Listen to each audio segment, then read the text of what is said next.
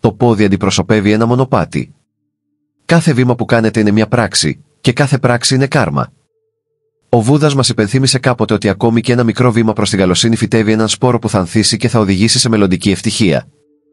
Ομοίως, ένα βήμα που γίνεται από απληστία, μίσος ή αυταπάτη φυτεύει τους σπόρους του πόνου.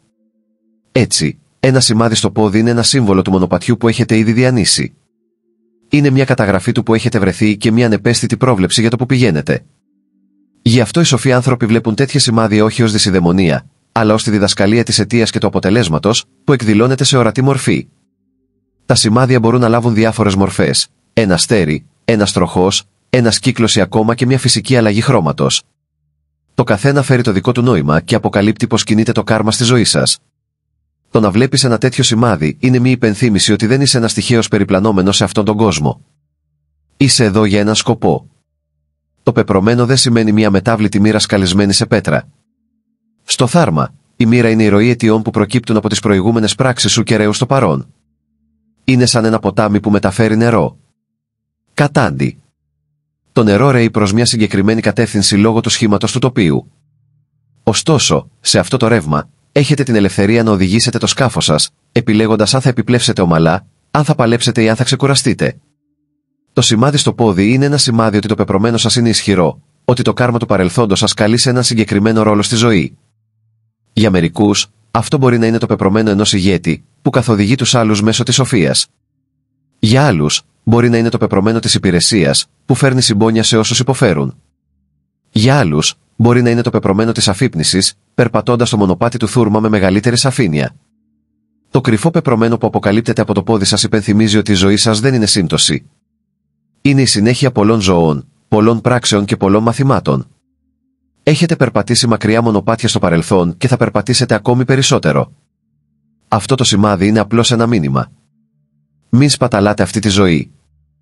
Επικείμενο κάρμα. Το επικείμενο κάρμα σηματοδοτεί την ορίμανση προηγούμενων πράξεων που είναι έτοιμες να εκδηλωθούν.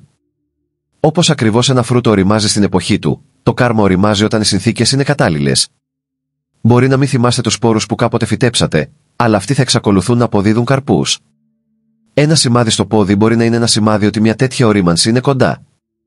Ίσως περπατήσατε με συμπόνια στο παρελθόν και οι καρποί της ευτυχίας σύντομα θα εμφανιστούν.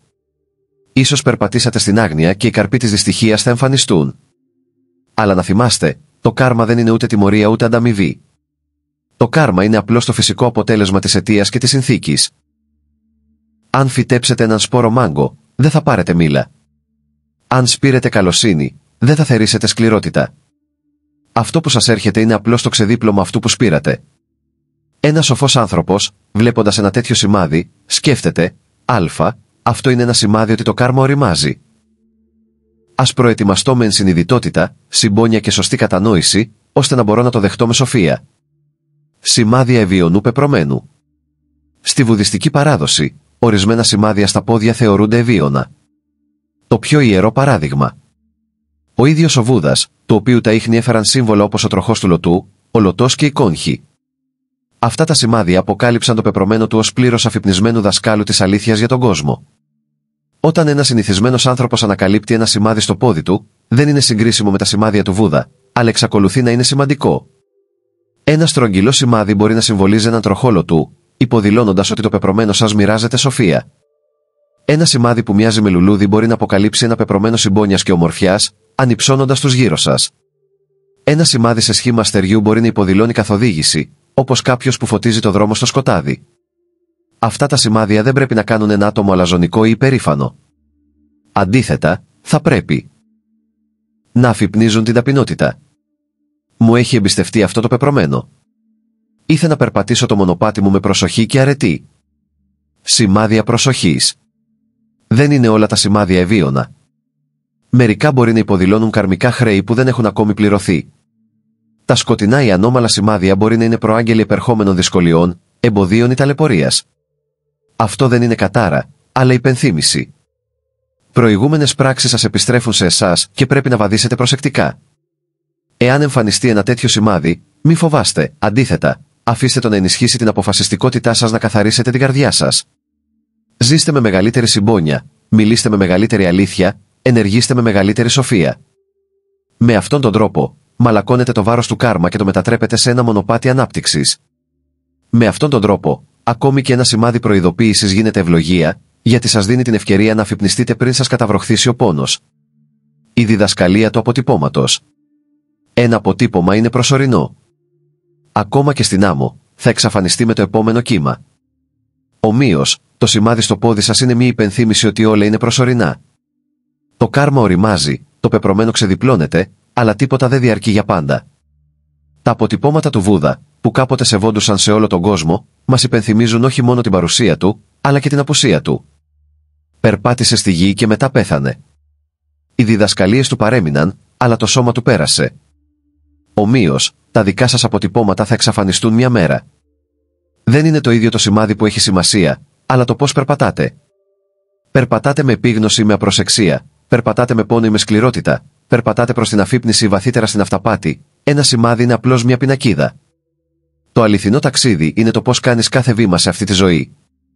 Ένα μονοπάτι με επίγνωση. Αγαπημένοι, αν βρεις ένα τέτοιο σημάδι στο πόδι σου, ας είναι μια υπενθύμηση. Κάθε βήμα που κάνεις προωθεί το πεπρωμένο σου. Περπάτα με επίγνωση. Νιώσε τη γη από κάτω σου. Να ξέρεις ότι κάθε βήμα είναι το αποτύπωμα του κάρμα σου στον κόσμο. Όταν περπατάς με θυμό, σκορπάς πόνο. Όταν περπατάς με αγάπη, σκορπάς ειρήνη. Όταν περπατάς με επίγνωση, περπατάς στο μονοπάτι της απελευθέρωσης. Μετατρέψτε λοιπόν το βήμα σας σε διαλογισμό.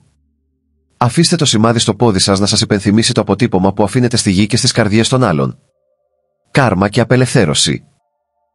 Τελικά, το σημάδι στο πόδι σας βρίσκεται ακόμα μέσα στη σαμσάρα, τον κύκλο της γέννησης και του θανάτου.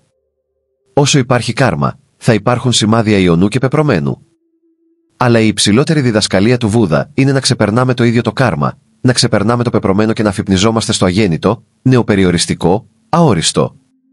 Περιορίζει το τεύ και. Τότε κάθε σημάδι στο πόδι σας δεν γίνεται σύμβολο δουλείας, αλλά ένας λωτός που ανθίζει στο μονοπάτι της αφύπνισης. Η τελική διδασκαλία. Αυτό το σημάδι στο πόδι σας αποκαλύπτει κρυφό πεπρωμένο και επικείμενο κάρμα. Αλλά να θυμάστε, το πεπρωμένο δεν είναι αλυσίδες και το κάρμα δεν είναι τιμωρία. Είναι απλώς το ξεδίπλωμα αιτιών και συνθηκών. Αν περπατάτε με επίγνωση, μεταμορφώνετε το πεπρωμένο σε θάρμα και το κάρμα σε συμπόνια. Βήμα-βήμα, το μονοπάτι ξεδιπλώνεται. Βήμα-βήμα, η αφύπνιση πλησιάζει. Το σημάδι στο πόδι σας δεν είναι το τέλος. Είναι μια υπενθύμηση ότι περπατάτε προς την αιώνια αλήθεια. Μη.